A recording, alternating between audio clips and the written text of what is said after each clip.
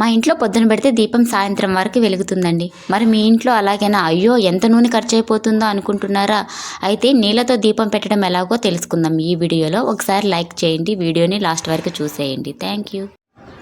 మీరు ఎప్పుడన్నా నీళ్ళతో దీపం చేశారా? ఒకసారి ఈ వీడియో చూడండి, తప్పకుండా ట్రై చేస్తారనమాట. ఎక్కువసేపు మనకి దీపం వెలగాలంటే ఈ టెక్నిక్ చాలా బాగా పనిచేస్తుంది. ఆయిల్ చాలా తక్కువగా పడుతుంది అనమాట. ఫస్ట్ ఒత్తుల్ని నూనెలో ముంచుకొని పెట్టుకోవాలి. తర్వాత దీపం వెలిగించుకోవచ్చు, లేదంటే ఫస్ట్ ఆ ఒత్తుల పైన వాటర్ వేయాలి. వాటర్ వేసిన తర్వాత దానిపైన ఆయిల్ వేయాలి. ఇలా చేసినారంటే దీపం ఎక్కువసేపు వెలుగుతుంది, ఆయిల్ తక్కువగా పడుతుంది. Thank you.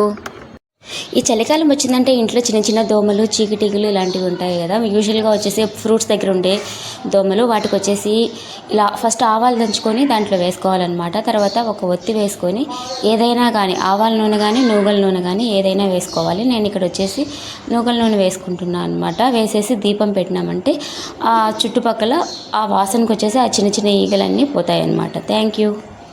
గ్యాస్ని ఆదా చేయాలంటే ఒక చిన్న టిప్ అనమాట. బియ్యాన్ని కానీ పప్పులను కానీ ఏదైనా కానీ ముందే నానపెట్టుకోవాలి. ఒక హాఫ్ అన్ అవర్ ముందు నానపెట్టుకుంటే మంచిదన్నమాట. తర్వాత సిమ్లో పెట్టి కానీ చేశారంటే గ్యాస్ని ఆదా చేయొచ్చు. కొంతమందికి ఆల్ అవుట్, గుడ్ నైట్ అలాంటివి పడవన్నమాట. అలాంటి వాళ్ళ కోసం ఈ టిప్ అనమాట. విక్స్ పేపర్ ఇలాంటివి ఏదైనా తీసుకొని ఊదబత్తికి పట్టించాలి. పట్టించిన తర్వాత వెలిగించి ఇంటి గుమ్మం ముందు పెడితే దోమలు రాకుండా ప్రివెంట్ చేయొచ్చు. Thank you.